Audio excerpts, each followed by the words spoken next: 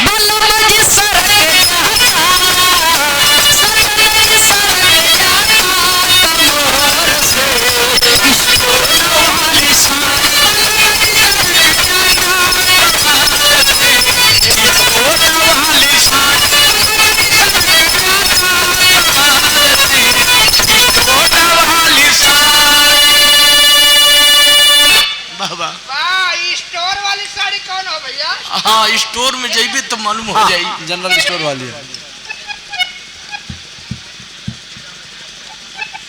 अच्छा श्रीमान विजय त्रिमूर्ति और पूजनीय पिता श्री राम विलास यादव जी बाबा सादर 50 रुपया पुरस्कार हमरे बदे 50 रुपया हमरे सूरदास जी के लिए। तनी स्टोर पे चल जाए। स्टोर वाली सूरदास जी कहते हैं स्टोर वाली साड़ी, स्टोर नहीं स्टोन कबो पहिरे हैं तो पहिर के देख ले। पहिरी का इनके अंदर स्टोन बाय समझ ला। बहुत बहुत सादर नमन है, आशीर्वाद की कामना है।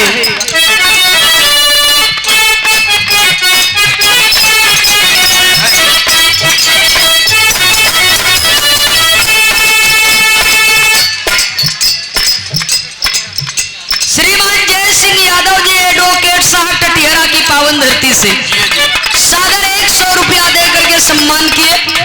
बहुत बहुत सादर नमन है, आशीर्वाद की कामना है। मालिक सुखी रखे, परिवार सुखी रहे। और ले ले बच्चा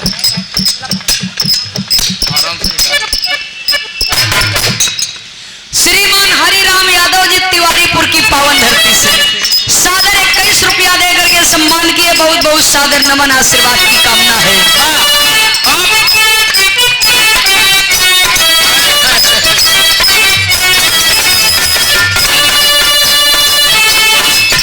वो दुल्हन के दुल्हा कहत रहा चल तो के बाजारे घुमाई ली आई, लेकिन इनमें जोन गीत के संकेत किए 4 धुन मिलाई के एक तर्ज बनी बा। दुल्ही के दुल्हा परदेश चला गया। बाबूराम कैलाश जी कहे परदेसी के दुल्हन सदा दुखिया, महीना चाहे कौनो होई। जब वो दुखिया बा तो से महीने से का मतलब बा? चाहे 1 साल बीते, चाहे 1 महीना बीते, चाहे 6 महीना बीते, उसे का परी।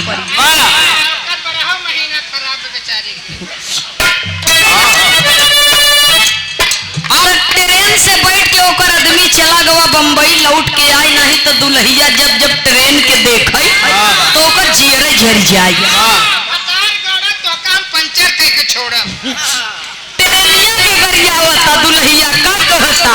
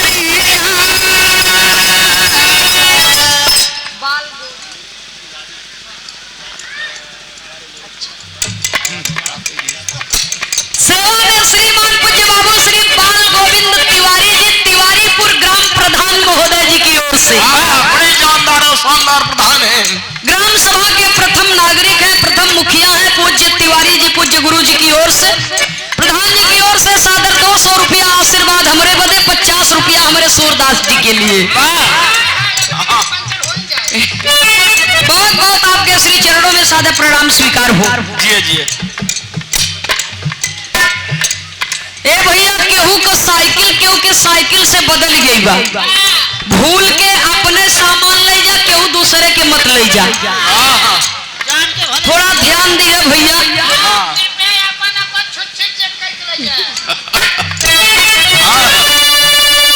साइकिल बदली बा भैया, ओके अगर सुनत हो अगले बगल हो तो ले जाए के लौटाई दे, अपन ले जा। बहुत बहुत गुरु जी के श्री चरणों में सादर प्रणाम स्वीकारो। उपस्थित सकल पंच के श्री चरणों में सादर नमन। जय श्री कृष्ण।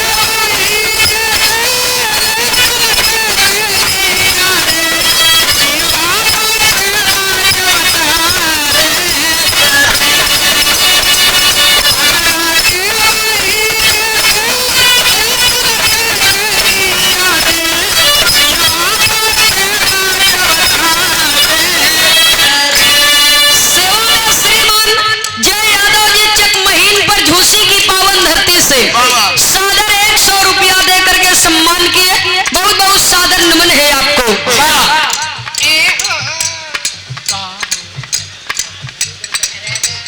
सेवा में श्रीमान ई बदली मास्टर साहब सुरेश यादव जी वस्तापुर की पावन धरती से सादर 51 रुपया दे करके सम्मान किए। बहुत बहुत सादर नमन है।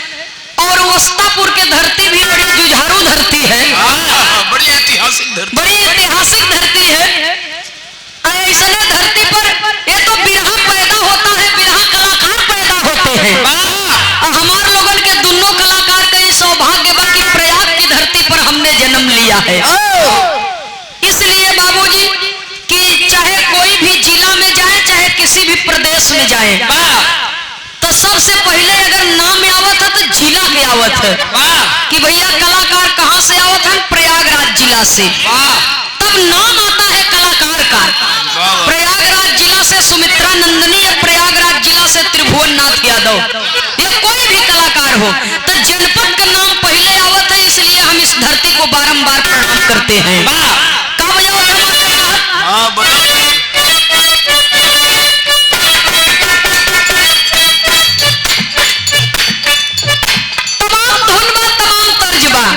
यही बारिश के सीजन में देखा पानी बरसत है। नौकी 9 दिन के होत है, पूरन की सब दिन के होत है।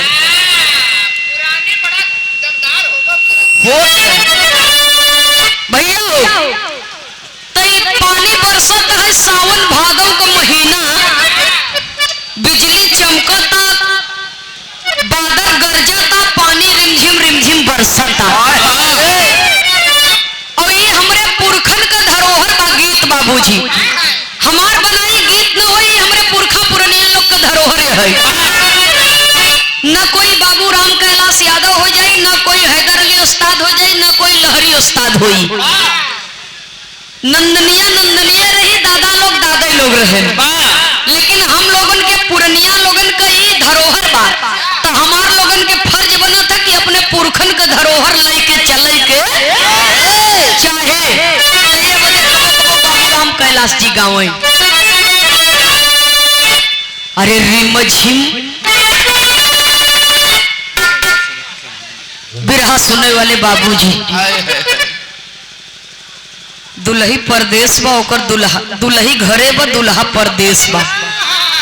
अच्छा महीना बीत गए उतई नहीं तो दुल्हिया हैरान बा।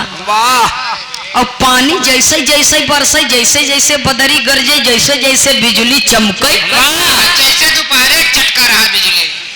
अबे चटकत बचाई। और जब पानी बरसे बाबूजी तो करेजा पर जना सांप लौटे।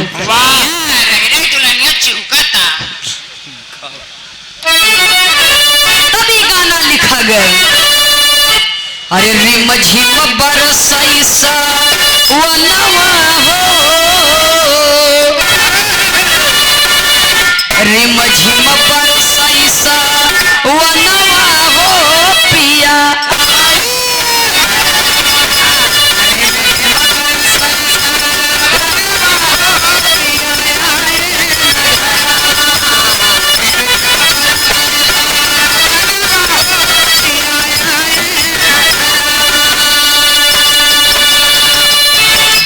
सावन बरसता, भादव गरजता, अन्हरिया रात के डर लागता। पिया 2 बोतल पियन, 4 बोतल पियन, 6 बोतल पियन, जिंदगी भर पियन।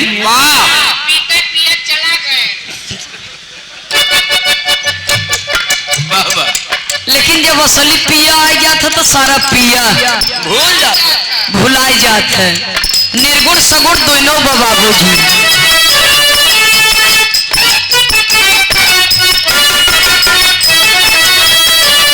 अरे कलवा के चूमी रोई, कलवा के बाली।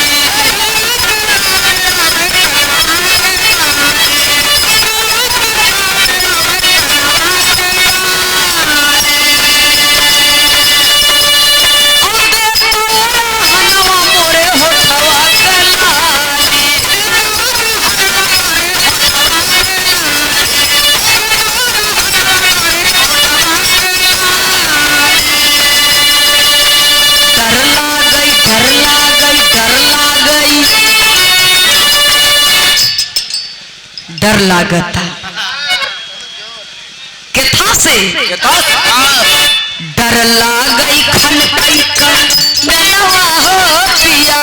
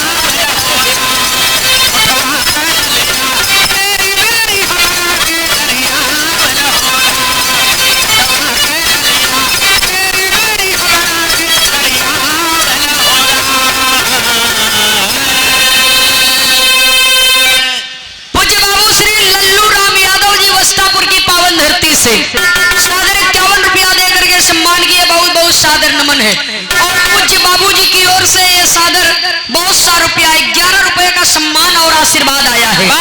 बहुत बहुत सादर नमन है, आशीर्वाद की कामना है। बहुत सुंदर बिरहा आप लोगों ने सुना।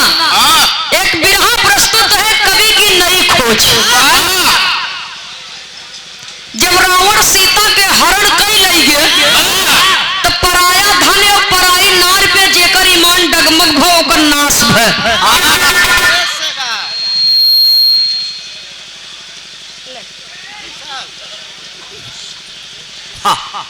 पराया धन और पराई नार पे जेकर ईमान डगमग भो ओकर सत्यानाश भय।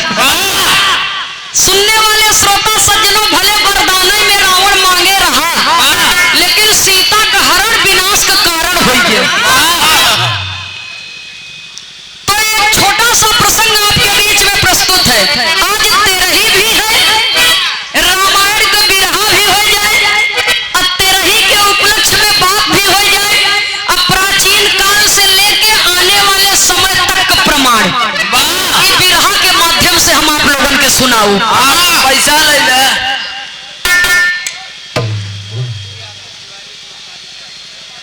श्रीमान पप्पू यादव जी तिवारीपुर से कारीगर महोदय जी की ओर से सादर 100 रुपया दे करके सम्मान किया गया। बहुत बहुत सादर नमन है आपको। और ले ले। श्री नीलेश यादव जी तिवारीपुर से सादर 11 रुपया दे करके सम्मान किए। नमन है भैया को। सुने वाले बाबूजी, बिरहा की प्रस्तुति आपके बीच में है। जैसे धरती पर होली, दिवाली, दशहरा मनाया जाता है, तो उसके पीछे कोई ना कोई कहानी है। ठीक उसी प्रकार से हमारे हिंदू समाज में 13 दिन तेरही मनाई जाती है, तो इसके पीछे भी एक कहानी है।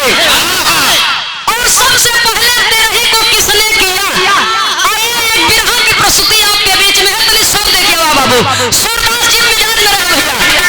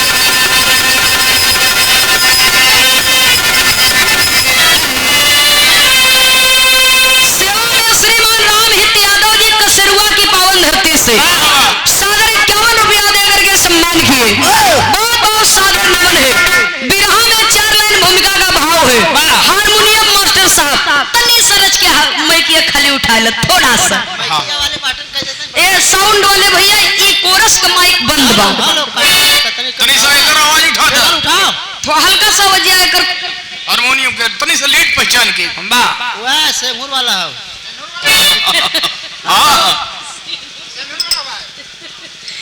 बिरहा में भूल के संकेत करना पड़ा कहना है बाबा कैसे हां ठीक है ठीक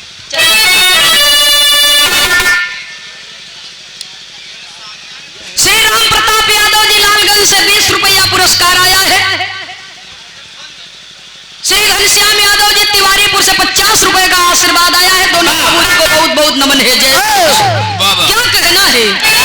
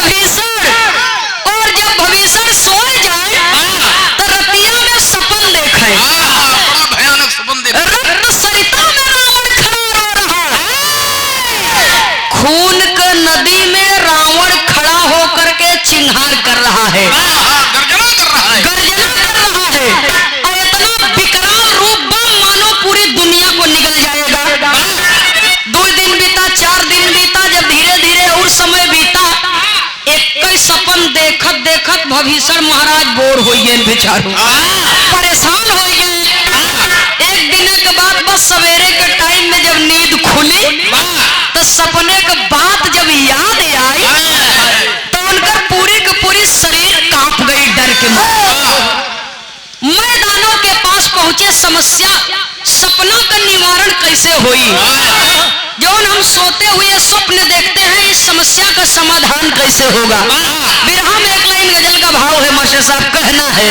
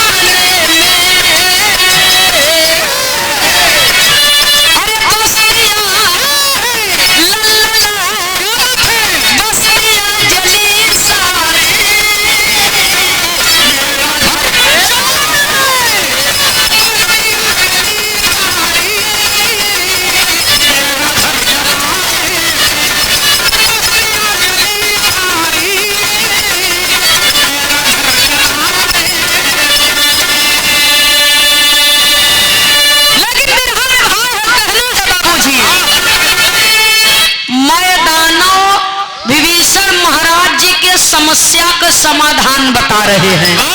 समाधान का बतावत है, अरे खुद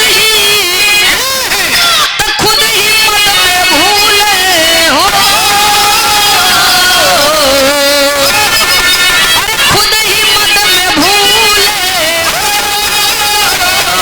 राज के सिंहासन में,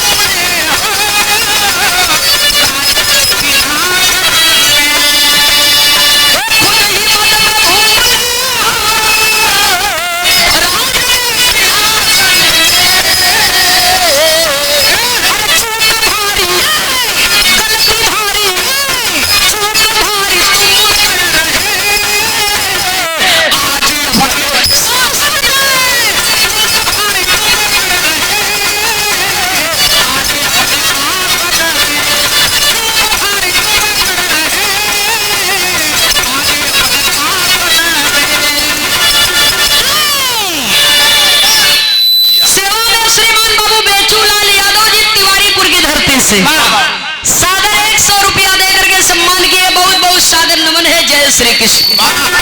मैं दानव कहा विभीषण जी से कि सुना, भाई के जान से मरवाई के राजा बन गए, भेद बताए के भाई के मरवाई दी है, अलरे प्राण चला गए। तो तोहरे सपने में के आए, रति यही रंभा यही के आए तोहरे सपने में? क्या बात है जियो सूरदास जी। अरे जियो भैया जियो।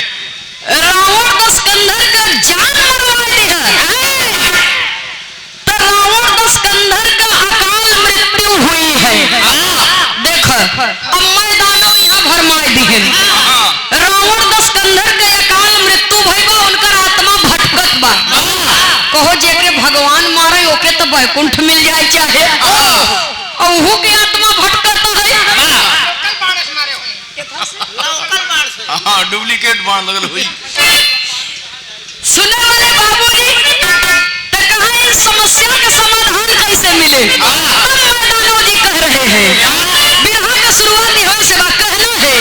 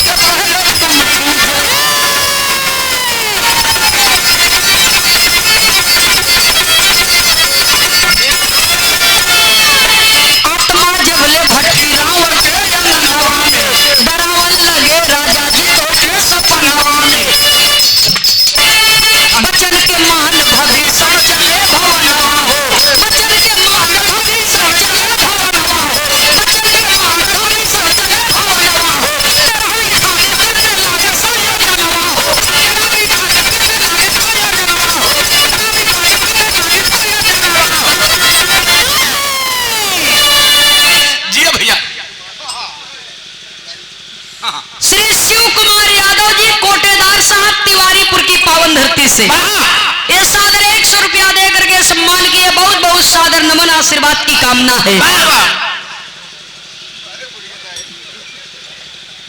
श्री रोहित यादव जी डेरी वाले तिवारीपुर की धरती से सादर 101 रुपया दे करके सम्मान किए। बहुत बहुत सादर नमन आशीर्वाद की कामना। जय श्री कृष्ण। अब जरा आप लोग बात के समझ ले। मैं दानव कहाँ भविष्य जी से रावण के आत्मा भटकता और रावण के आत्मा के शांति है तू जाके तेरा ही कर। भविष्य महाराज कहा तेरा ही का होत जब क्यों कहो कि हे रहा तब न जली जब क्यों कहो कि हे नहीं तो काज नहीं का होत। सारा विधि विधान मैं दानव जी बता दिए कि जैसे हम कहा था ऐसे जाए के कैले और तीनों लोक में न्योता भेज दी है। एक है तो तीनों लोग में निमंत्रण भेज दिया। जब सब यही कहीं का फाने है कह दिया रावण दशकंधर के आत्मा के शांति है तो तेरा ही फाने है। बाकी हम रहबे करब जे सवाल करे हम उसे निपट लेबै। जब इतनी बात सुने बाबूजी तो रावण दशकंधर के आत्मा के शांति है तो तेरही का आयोजन कर दिए भविष्य जी। तेरही का आयोजन कर दिए। न्योता भेजावे लागे सकतो न्योता भेजवाई दिए लेकिन राम के यहाँ अयोध्या में न्योता ही नहीं आए नहीं भेजे। और जब राम के यहाँ अयोध्या में न्योता नहीं आए तो भगवान राम के जब ये बात का जानकारी भई तो गुरु वशिष्ठ जी से सवाल कर दिए। बिरहा में एक लाइन तर्ज का भाव है कहना है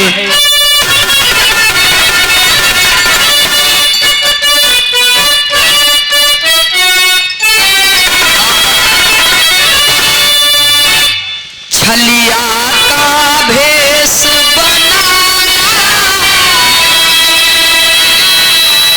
श्याम चूड़ी बेचने आया।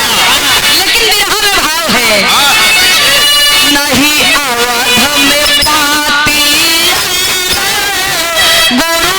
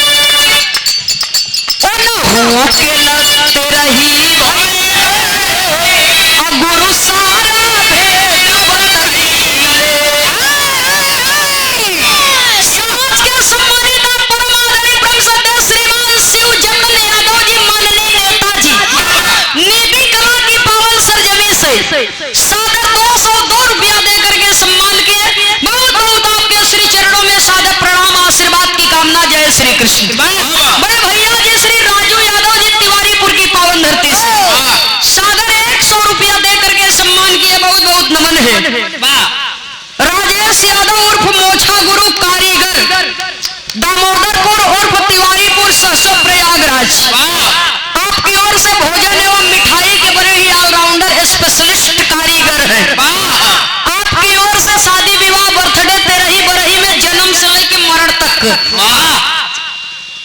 आवश्यकता पड़े तो आप लोग सेवा का अवसर जरूर देंगे। बिना भोजन के काम तो चले न।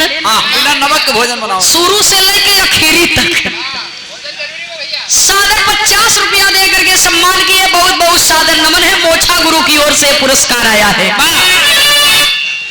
भैया जब गुरु वशिष्ठ जी सुने तब राम के समझावत है सुनो काहे नहीं आयल न्योता कि आपके यहाँ न्योता काहे नहीं आई। काहे नहीं आई? कहे आप चारों भाई पूरा परिवार सुदक में है। जौने सम्मत आपका वनवास और आपके शोक में पिताजी दशरथ जी का स्वर्गवास हुआ। चक्रवर्ती सम्राट महाराज दशरथ जी का मृत्यु हुआ। और जब मृत्यु हुई तो जेकरे चार चार औलाद वो पिताजी के अंतिम क्रिया कर्मठ के पूरा नहीं किया। समय तोहरे यहाँ के 13 कर्मठ बाकी बा। और जब तक तोहरे यहाँ के कर्मठ न हो जाए तब तक सुदक से छुट्टी न मिले। भले इतना दिन बीत गया तो काम है। कर्मठ तो पूरा करे तो जे सुदक में रहा था वो दूसरे के यहाँ न्योता खाए नहीं जाते। जब इतना बात सुने बाबूजी तो भगवान राम को पिताजी की याद आई। उनका हृदय द्रवित हो गया, नेत्र सजल हो गए। चारों भाई करते क्या हैं? बिरहा में एक लाइन तर्ज का भाव है मास्टर साहब।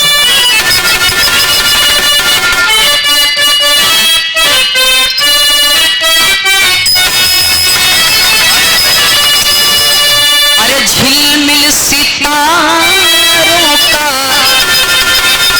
आंगन अरे मझिम बरसता सावन होगा। अरे प्रेम की गली में एक छोटा सा घर बनाए। कलियां न मिले उसे कांटों से सजाए।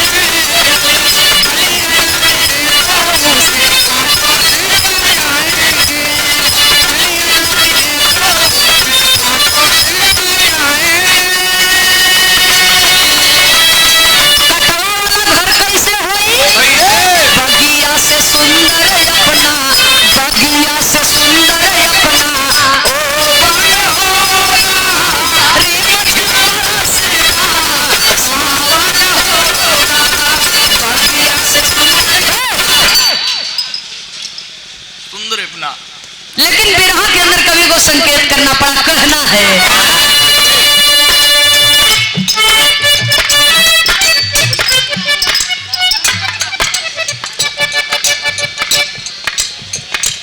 अनुराग एवं राहुल जी की ओर से सादर 100 रुपया देकर के सम्मान किया गया। बहुत बहुत शुभ आशीर्वाद है और माता जी को बहुत बहुत सादर नमन है। दुखित कौशल्या जी के दुखित कौशल्या जी के हीरा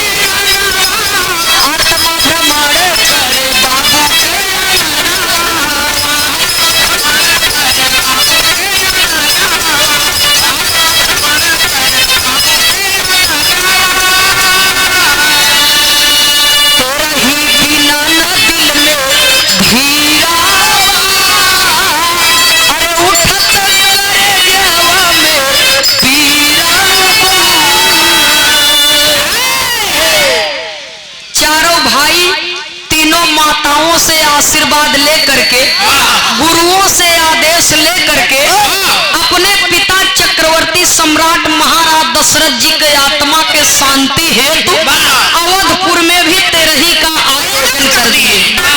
और लंका में रावण के तेरही फनी और अयोध्या में दशरथ जी के। और जब रावण के तेरही फनी तो तेरही के न्योता राम के नाम मिला। और जब दशरथ के तेरही फनी तो हर वाला न्योता भविष्य के भी नहीं मिला। रहा साहब न देव न देव। हाँ हम बदल रहे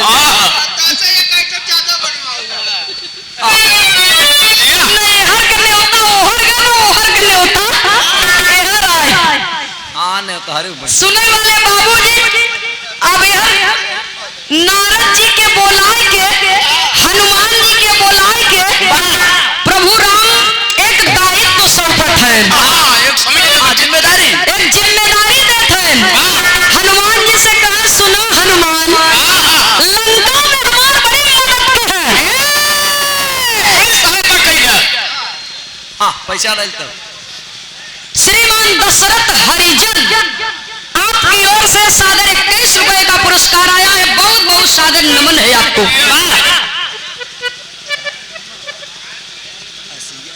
अच्छा श्रीमान विजय त्रिमूर्ति समाज सेवी सच्चे समाज सेवी आप महोदय जी की ओर से सादर 51 रुपए का पुरस्कार आया है, सम्मान आया है। कई बार आपने पुरस्कार देकर के सम्मान दिया है। बहुत बहुत नमन है आपको।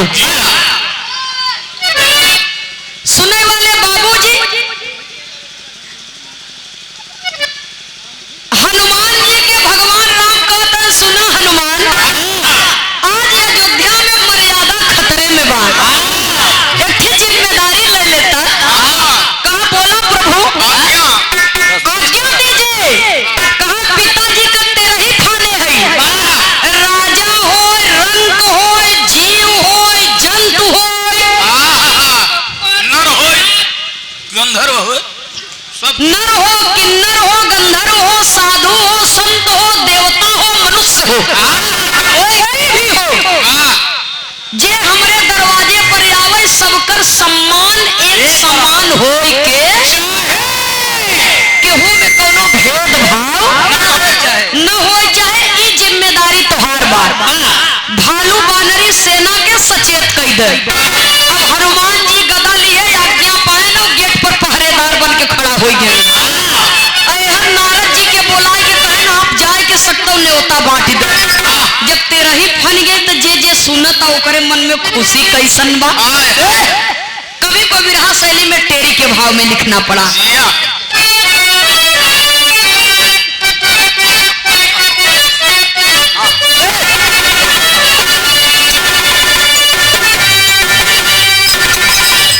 अरे राम मिठाइया भरी भरी कोना में मिली पूरे साग कचौड़ी के संगति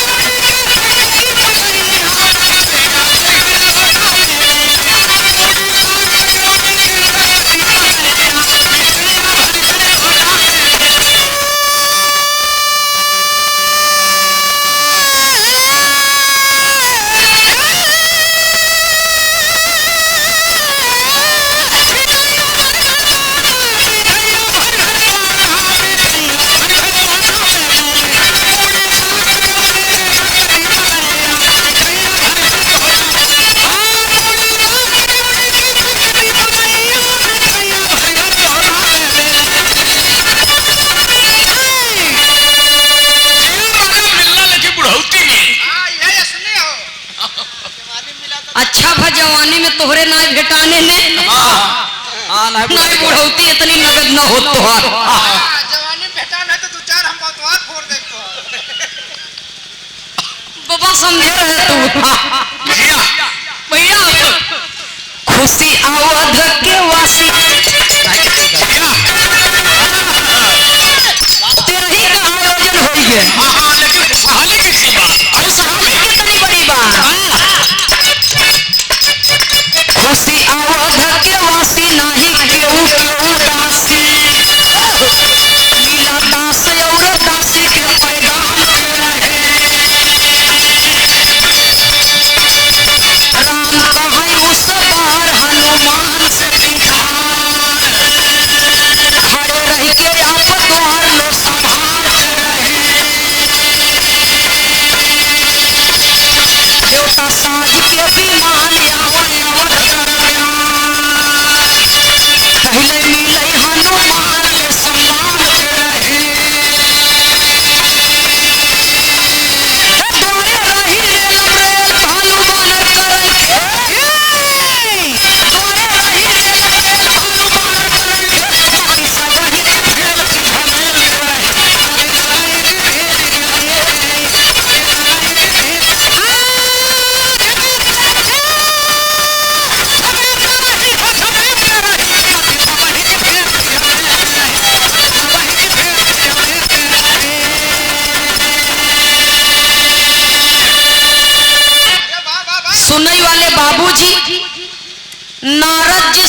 न्योता बांट दिहन, लेकिन ब्रह्मा विष्णु शंकर जी के न्योता अब देखो और जब तेरही आएगे, तेरही के दिन आएगे जब हाँ कोहड़ा लगा कटाई और अयोध्या में लगी पूरी छनई,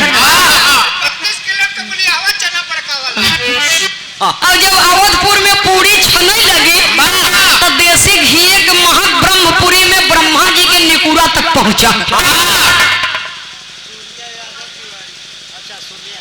अच्छा, ये सूर्या यादव तिवारी फुल नाम बहुत चुन के रखे हैं। सूर्या हाँ पढ़ा लिखा है, आगे बढ़ा हाँ सूर्य कुमार हो जा भाई।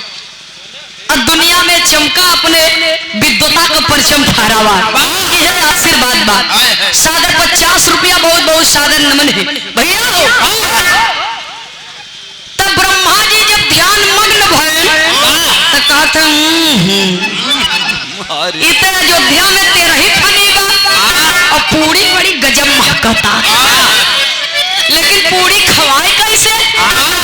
तो सोचत हैं कि हमके तो न्योता नहीं मिला बा, शायद विष्णु जी के मिला हो। एक चिट्ठी में दोनों भाई खा ले तो कौन हर्जवा। और जब गए क्षीर सागर में तो भगवान विष्णु जी कहा हमहो न्योता नहीं मिला, कैलाश पर्वत पर गए, भोलेनाथ कहा हमहू के न्योता नहीं मिला। कहा तब पूरी कैसे खवाए? तब बाबा भोलेनाथ कहा देखा भाई हर बिना न्योता के क्यों के दुआरे जाए के, अगर क्यों पूछ ले कि न्योता पाए हैं तो हमसे तो से झूठा बोलत न बने। हम तो न जाबे, आपके जाए को होई तो भगवान विष्णु जी कहा जबे न जाइए तो जाए तो हमहू न जाबे। तब ब्रह्मा जी कहा जब दोनों जने न जाइए तो हम है कहा जाए। मन महसूस के रह गए, कहें जाए तो पूरी न खवाए।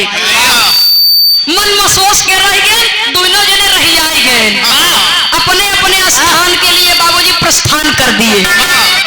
जब कुछ देरी बीता तो भगवान भोलेनाथ माई पार्वती से कहे कहतू तो चली पुड़िया खाए नहीं आई। कहे कहो बहु रहू अबला तो कहा बिना न्योता के न जाए चाहे, कहा चुप रहा हिया मन नहीं मानत। बड़ा दिना के बाद पूरी मिलल बा, कहा चला कौनो इहर ओहर तेरही न हो, पूरे विश्व का खेल है।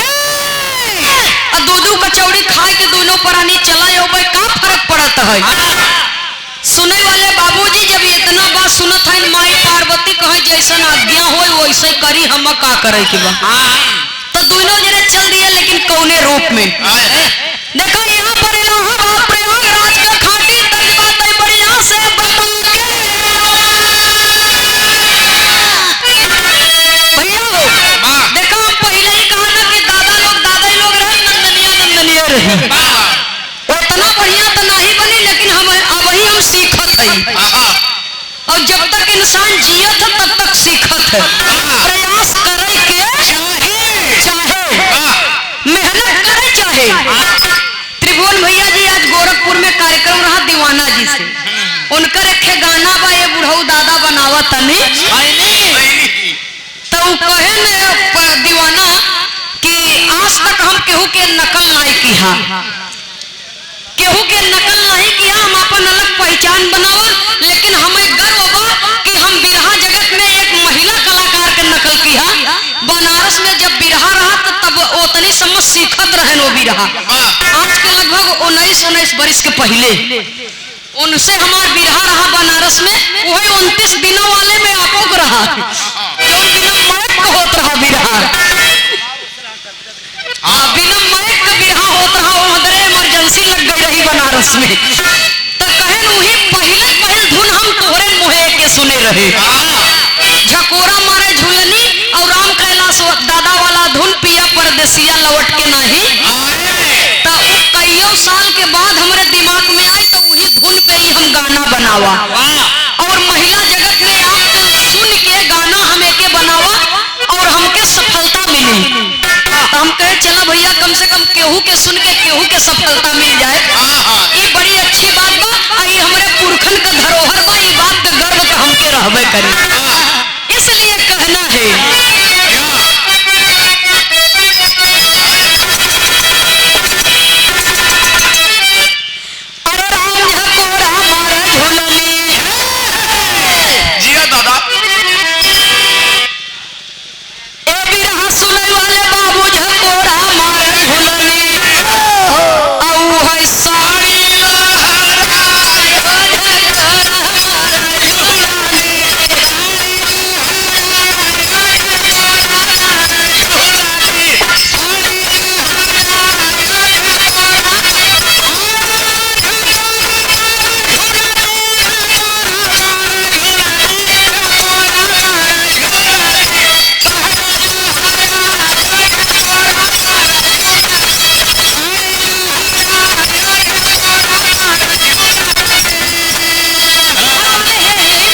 बजावत थी और वाले जब बजे ऐसे बजावत थी तुम कहे ऐसे थोड़ी बजाता ऐसे बजे कि ऐसे बजे हाँ जे जैसे लावत बलावत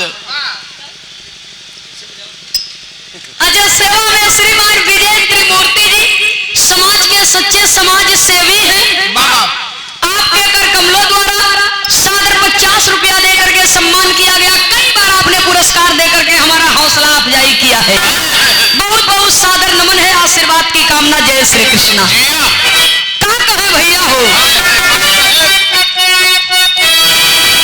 कहीं हाय रे बेदर्दी को और आनंद कहाँ और चढ़ोली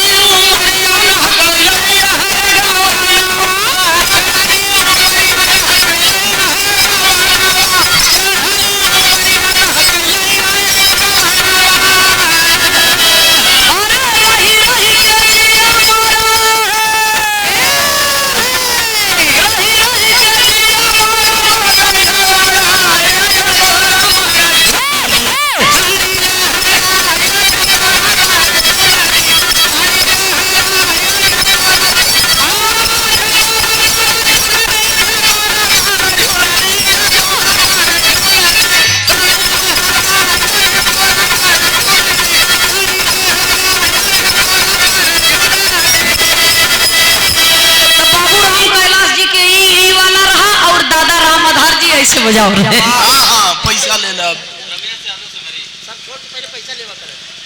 सेवा में श्रीमान रमेश यादव जी सेमरी की पावन धरती से सादर 100 रुपया देकर के सम्मान किए बहुत बहुत सादर नमन है आशीर्वाद की कामना है भैया हो अच्छा भैया मौजी लाल कांदीपुर के निवासी हैं आप अच्छा ये गांव में सेवा करने के लिए आए हैं समाज का सादर 50 रुपया देकर के सम्मान किए हैं बहुत बहुत सादर नमन है आपका स्वागत है बिरहा में भाव देना पड़ा कहना है ए बाबू तेरा ही है मैं बूढ़ा ए बिरहा सुनने वाले भाव तेरा ही है मैं बूढ़ा आए भोला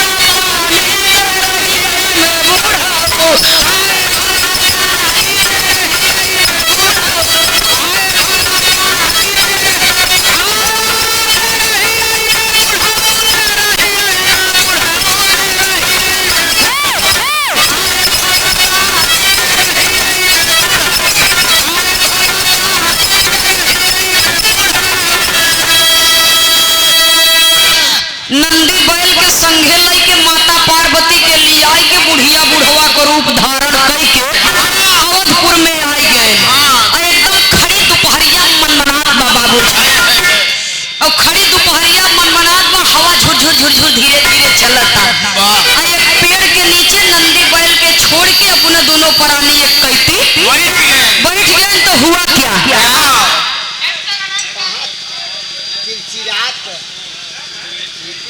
सेवा में श्रीमान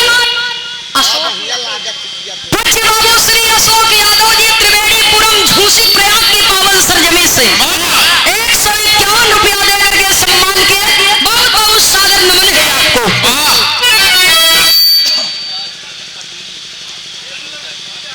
सेवा में श्रीमान बाबू सुभाष चंद्र यादव जी की धर्मपत्नी जी श्रीमती अनीता देवी यादव जी आप माननीय जी की ओर से सादर 100 रुपए का पुरस्कार सम्मान आया है बहुत बहुत सादर नमन है आशीर्वाद की कामना है जय श्री कृष्ण अरे एक औरी गाजा पी बैठी भोले जोड़ी और जाके एक थी बानर ने हसियारा भई के छोड़ी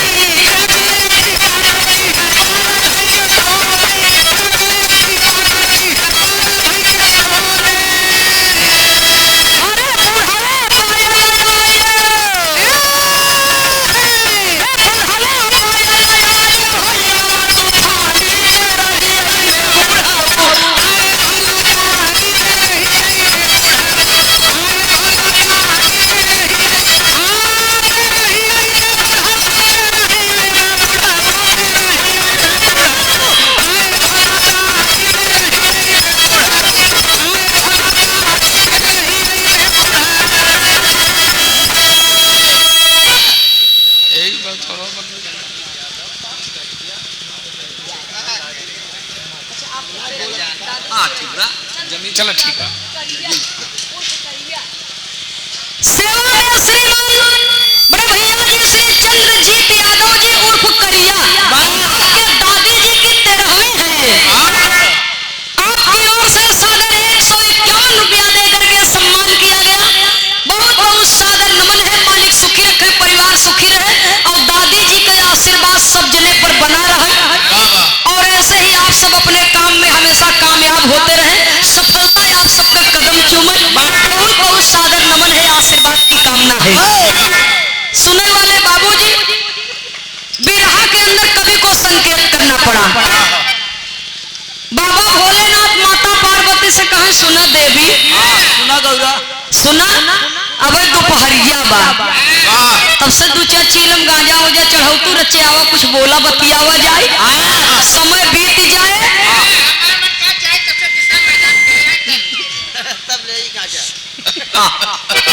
ढेर हो जाए। सूरद आगे बढ़ो। भगवान भोलेनाथ का प्रिय भक्त हूँ, जन्म में रहे नहीं हूँ जन्म में है। 2 घंटा बैठ जाती तो फिर फालतू बात मत बोला कर, हमारी इज्जत बढ़ाता है। बाबा भोलेनाथ कहते हैं माता पार्वती से कहे सुना हम तो बिना न्योता के आई है, रचे अनहियार होई दे। और अक्सर तर बाबूजी हमरे बात के क्यों सज्जन बुरा मत माने, बिना न्योताहरी तबे खाना खाए बदे आवत ही जब अनहियार हो जात तब। पहले के जमाना रहा जब गैस जलाई जात रही जो उल्टा कह के रखा जाए, उल्टी टंकी वाली गैस जलाई के धर दे और टाट पट्टी बिछाई जात रही भोजन करे बदे। तो जेहर एकदम अनहियार रहा एकदम से किनारे, जहर लाइट कम रहा, जेहर लाइट कम रहा ओहरे बैठ के जौन बिना न्योता वाले रहा धीरे से लहाए ले चर कचौड़ी। और जब से बफर सिस्टम चल गया, जब भीड़ ज्यादा परपरात हो जाता है तब वो बम्फर हो जाता, तो वही में कुछ पवो वालन के जुआर लहबई करते, जो नहीं पवो वाले रहते न लोग जुआर ले जाते।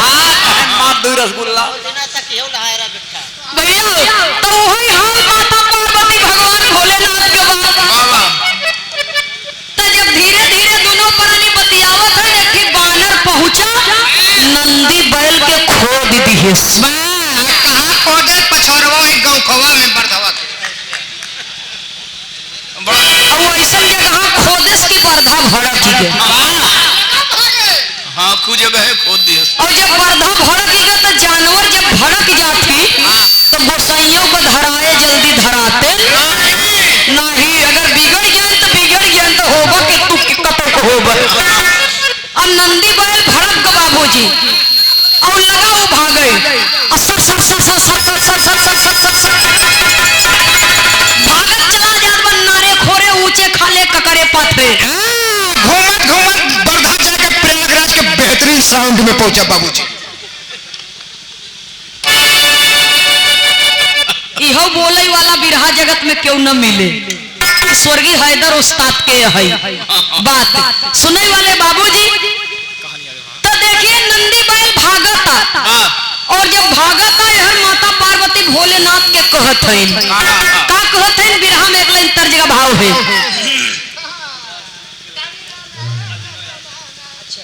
श्रीमान सुभाष चंद्र यादव जी के सुपुत्र हैं अभिनव यादव जी, आपकी ओर से सादर 100 रुपया देकर के सम्मान किया गया। बहुत बहुत सादर नमन है। उपस्थित जन समूह के श्री चरणों में सादर नमन, आशीर्वाद की कामना। जय श्री कृष्ण। गाना करीब में है, बिरहा में तर्ज के भाव में कहना है।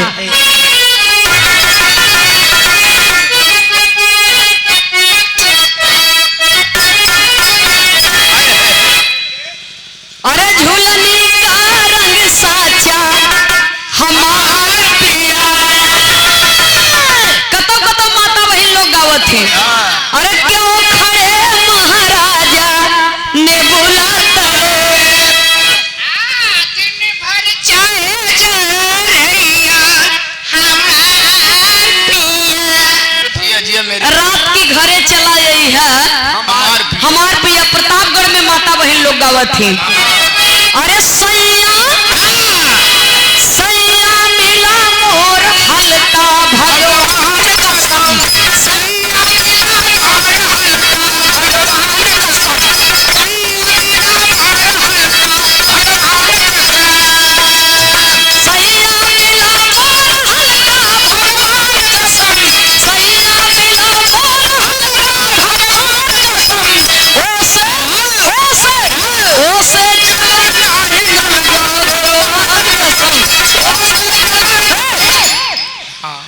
का हम गावत है का ई खाली ऐसे ही बतावत है हम बजावत है का हम खाली ऐसे ठोकत है बजावा या गाओ बप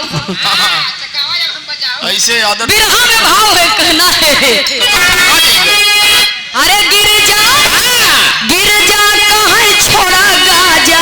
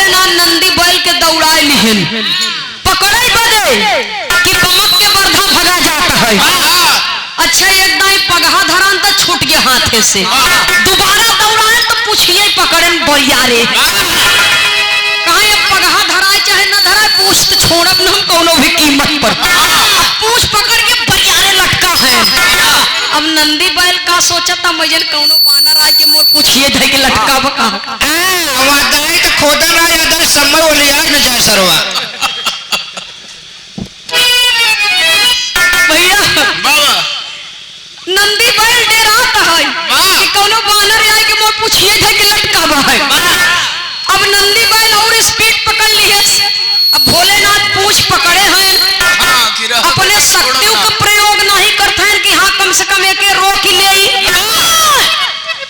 आए हैं पूरी खाए बदे लेकिन उनका दुर्दशा होता है और जब लगा घेरावे बाबूजी तो कंकड़ पत्थर के रगड़ से बाबा भोलेनाथ के खेहुना गेठुना फूट गया एकदम भुजाई लालू हो गया और जब खेहुना गेठुना फूट गया वो हाथे से पूछ छूट गया वही बेहोश हो के गिर पड़े और जब गिर पड़े तो माई पार्वती लगी रोई तो एक थे सिपाही के द्वारा लक्ष्मण जी के ये खबर मालूम चली कि आपके यहाँ कोई अतिथि आया है और हनुमान जी के बानरी सेना के लापरवाही के कारण अतिथि घायल होकर के गिरा हुआ है और जब इतना बात सुने बाबूजी लक्ष्मण जी तो राम जी से जाए के कहत है बिरहा का आखिरी तर्ज है कहना है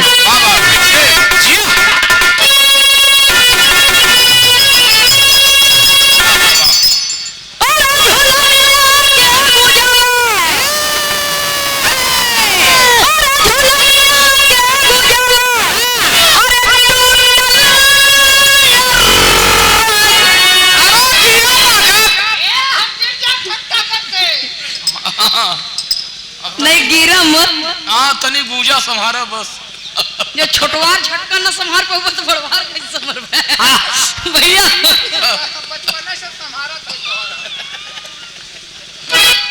नहीं आप अपने गूंजा चूड़ी नहीं संभारे वाली हालत नहीं दिखाता भैया सेवा में श्रीमान बाबू विजय त्रिमूर्ति जी सच्चे समाज सेवी सादर 50 रुपया हमरे लिए और 50 रुपया हमारे सूरदास जी के लिए गूंजा में चूड़ी पहनवा लिया हाँ 50 हमका दे हम गुजवा बनाई दे भाई भाई देखा जहाँ नाक फिट करे के वहू खराब के तू फिट कर देब काम वही है तेरा क्या होगा कालिया बहुत बहुत सादर नमन है रंजन अपने जगह पर बा कहानी पर ध्यान रहे भैया हो लक्ष्मण जी जाए के भगवान राम से कहत हैं तरज कलाई नहीं है बा कैसे मास्टर साहब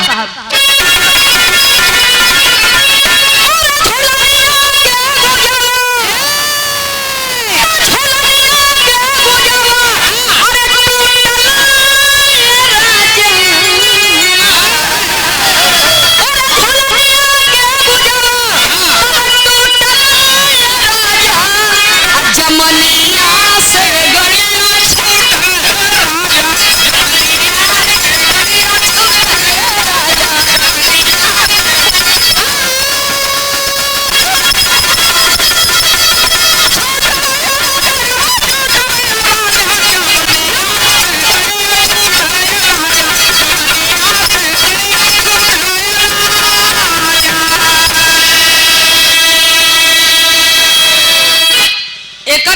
सगुड़ दुइनो भाव बा।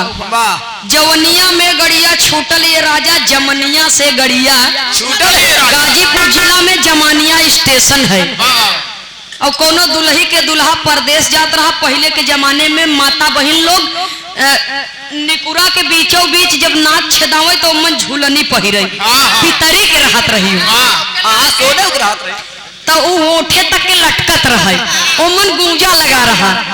तो वो दुल्हिया के दुल्हावा परदेश जात रहा। ट्रेन पकड़ लिहेस। तो जब ट्रेन चलू हो गई तो सिचका पकड़ के लटक गई। कहा जिन जा दो रोटी कमई खाब लेकिन आँखी को सोझे रहा। ट्रेन रफ्तार धई लिहेस बाबूजी। ट्रेन चली गई दुल्हा चला गया। वो रोके बदे दौड़ी जात रही। ठोकर लग गए और गिर गई। ओकरे झूलने के गूंजा वही जगह पर टूट गया। भैया हो तब बिरहा के लाइन में कवि को संकेत करना पड़ा। तर्ज धुन क्षण मात्र के मनोरंजन के लिए होता। कहानी में कवि को लिखना पड़ा। कैसे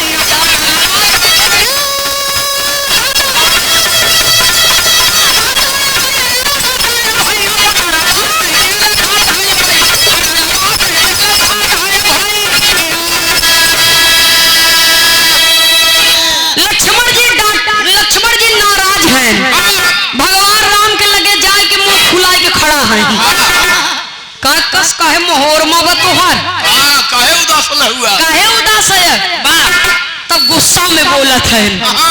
कहीं ये बानर भालू के कुल समझे रहा था कि यही हमार हैं। लंका समझ लिए हैं। मारे उजार बिजार करके सत्यानाश करके धर दिहन। ए न कभो सुधरा है न कभो जिंदगी में सुधर ही। आदत बड़ी खराब होता चाहे जानवर हो चाहे इंसान हो बाबू।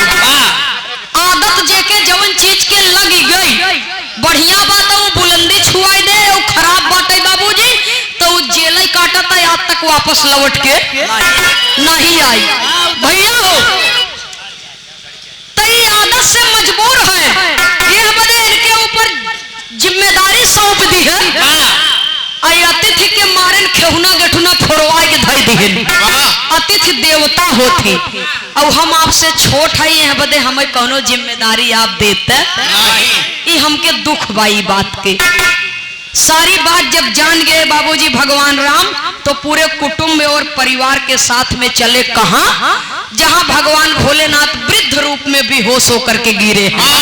पहापट में कवि को संकेत करना पड़ा।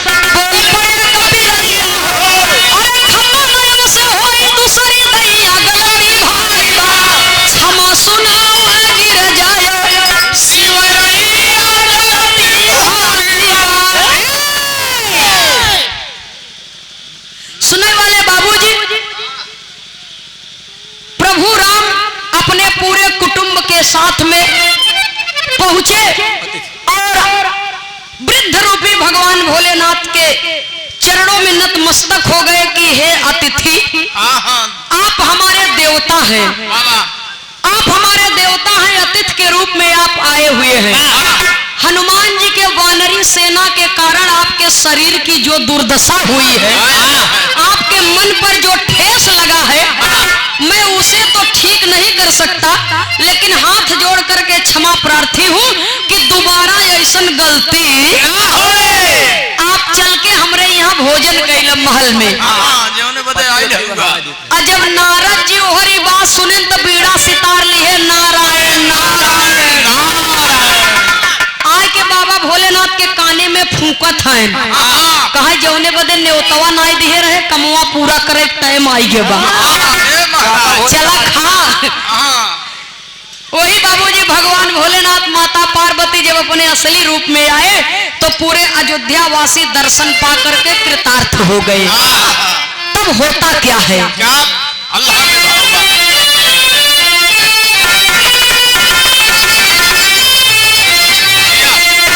अरे आई करके तीनों देवा काइले भजन वाले भैया,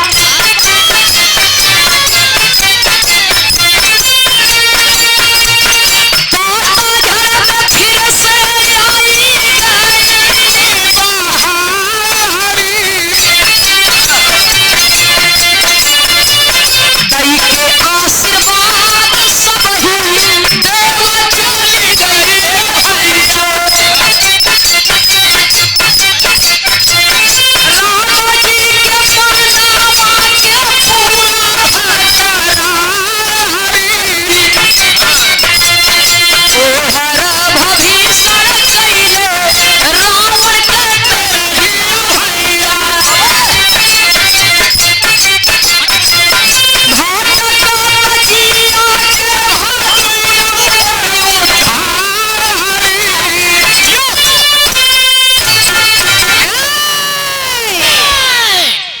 सुनने वाले बाबूजी भगवान भोलेनाथ से भगवान राम कहा का प्रभु, अरे आपके अवैन के रहते अपने असली रूप में औता का करे दुनिया भरे के परपंच की है, इतनी बड़ी लीला करे के क्या आवश्यकता रही आपके। सारी बात बता दिए भगवान भोलेनाथ। जब जब इस धरती पर किसी कार्य की स्थापना हुई है तब तब भगवान ने कोई न कोई लीला की है बाबूजी, इसलिए मुझे इस रूप में आना पड़ा। भगवान भोलेनाथ जब बता दिए सारी बात तो कहा अच्छा चला चल के भोजन कैला प्रभु। हनुमान जी कहा अब दोबारा इतनी बड़ी गलती कहे, हनुमान तोहार कोनो गलती है नहीं ने,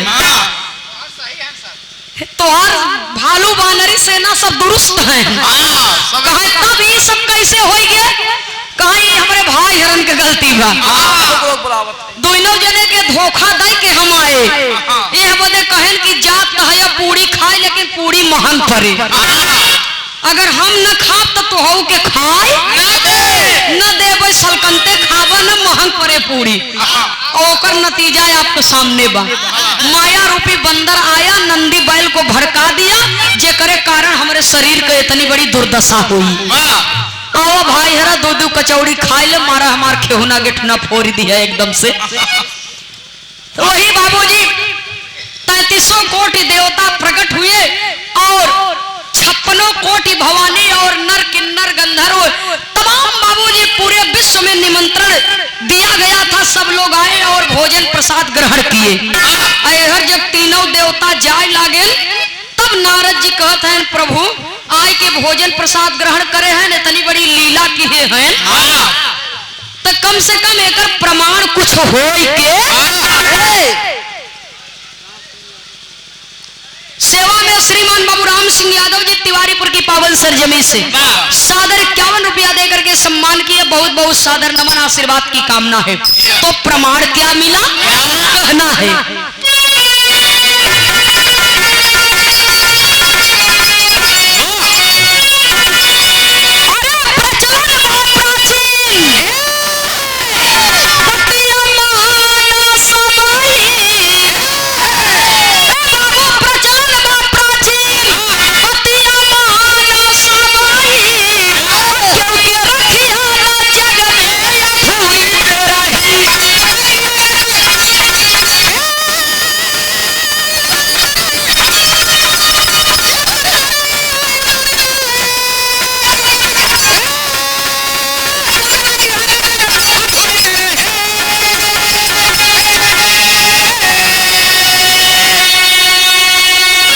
एक सामाजिक संदेश है। हाँ हाँ अरे जितनी शक्ति उतनी भक्ति जग में यारो करी।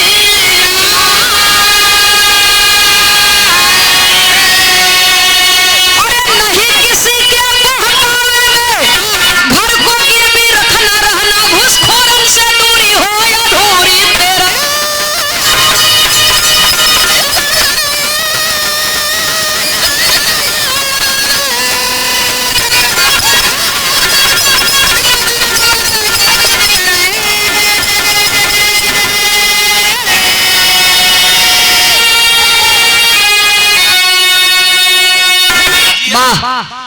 दवाई तो काम करेगी। अरे बारे पप्पू हाँ दवाई खाए दवाई बड़ा मौके पे काम देना। प्रचलन बा प्राचीन बतिया माना सबही, क्योंकि रखी है न जग में अधूरी पे रही। जितनी शक्ति उतनी भक्ति जग में यारो करना, नहीं किसी के बहकावे में घर को गिरवी रखना। पंडित जी पतरा में देख के बताई दे कि 500 नहीं 1500 जने खियौबा तबे तोहार तरमतार होए। तो तोहरे बाबू माई को उद्धार हो जाए। सुने वाले बाबूजी हमरे बात के बुरा मत माना, क्यों सज्जन भैया लोग, तो जितनी शक्ति अपने अंदर होए उतने काम करे के चाहिए। केहू के बहकाए में, केहू के फुसिलाए में, केहू के बहलाए में अपन घर बर्बाद करे के न चाहे। और अपन बना रहे तो संसार काम दे। ये बदे जितनी शक्ति रहे उतने भक्ति इंसान के करना चाहिए। और ये वही तीनों देवताओं ने कहा, राम रहे न रहे, विभीषण जी रहे न रहे, लेकिन भक्त और भगवान ने जिस कार्य की शुरुआत की है ये सदा सदा के लिए इस धरती पर विद्यमान रहेगा। सुने वाले बाबूजी प्रचलन बा प्राचीन बतिया माना सबही, ये 13 आज से नहीं, ये प्राचीन काल से चली आ रही है, त्रेता युग से चली आ रही है बाबूजी। तो भक्त और दोनों तरफ का 13 संपन्न भई अयोध्या में और लंका में सुदक खत्म भ भक्त और भगवान का मिलान भ। और 13 के शुरुआत असुर खानदान से भरहा। 13 के शुरुआत असुर खानदान से भरहा। और आ जाओ हमरे आपके यहाँ किसी बुजुर्ग का देहांत हो जाए और जब तक दाढ़ी बार नहीं बन जाते बाबूजी, तब तक मानो जैसे राक्षसी प्रवृत्ति रहती है, केहू के मनवे ओजरार नहीं रहता। ओकर असर अजूबो बात भैया हो। तो देखा 13 के कर्मठ जवन होत है वो अधूरा रखे के अगर शक्ति न हो तो चाहे हाड़िन मेटी झांस दे, कर्मठ पूरा कई दे के साल भरे के बाद बरखी कई देव चले, लेकिन कर्मठ अधूरा रखे के न चाहे। आखिरी लाइन में खानदान के पर्चे के साथ में कवि को लिखना पड़ा। कैसे?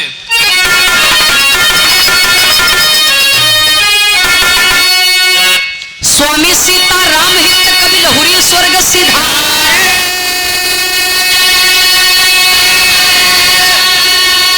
मंगल यादव जौनपुरी जी सुंदर गीत सवारे।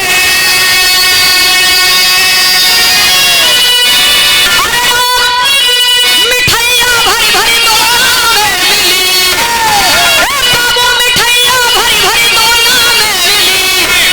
नंदिनी खेमराज पर दया करे शिवरैया, मिठाइया भरी भरी दोना में।